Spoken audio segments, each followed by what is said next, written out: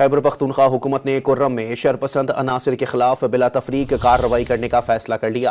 ये फैसला कुर्रम की सूरत हाल पर मुनक्किदा इजलास में किया गया। अमन मुआहदे पर कानून और पश्तून रिवायात के मुताबिक अमल दरामद कराया जाएगा।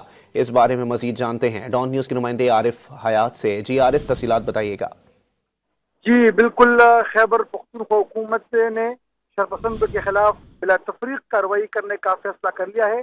कुर्रम सूरत हाल पर अहम इजलास हुई, जिसमें तर्जुमान खैबर पख्तूनख्वा हुकूमत की सेक्रेटरी IG पुलिस और दीगर जो पुलिस अफसरान थे तो उसमें शरीक थे। इसमें बताया गया कि मुतासरा इलाके जितने भी हैं वहाँ पर जो चंद शरपसंद मौजूद हैं उनके खिलाफ कार्रवाई जो तो वो नागजीर हो चुकी है। अमन मुआहदे पर कानून और पश्तून रिवायत के मुताबिक अमल दरामद कराया जाएगा। इजलास में फैसला किया गया कि हुकूमत गुज़श्ता 3 महीनों से कुर्रम में अमन बहाल करने की कोशिश कर रही है और हुकूमत को खदशा है कि अमन पसंद लोग के दरमियान कुछ शरपसंद भी घुस गए हैं। लिहाजा के खिलाफ सख्त और तफरीक कार्रवाई जो तो वो की जाएगी।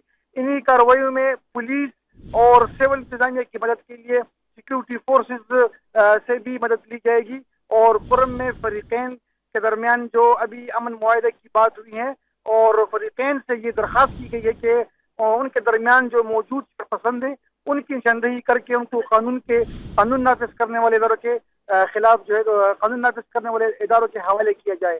इसी हवाले से जो TDPs के लिए कैंप कायम किए गए हैं टल डिग्री कॉलेज में, हंगू डिग्री कॉलेज में, अदालत की इमारतों में और वहाँ पर जो रिस्क की इमारत है उसमें जो उनके लिए TDPs के लिए कैंप कायम किए गए हैं तो उनका भी इस इजलास में जायजा लिया गया और महकमा रिलीफ को हिदायत जारी कर दिए गए कि उनके लिए तमाम जितने भी सहूलियात है वो फौरी तौर पर फराहम किए जाए।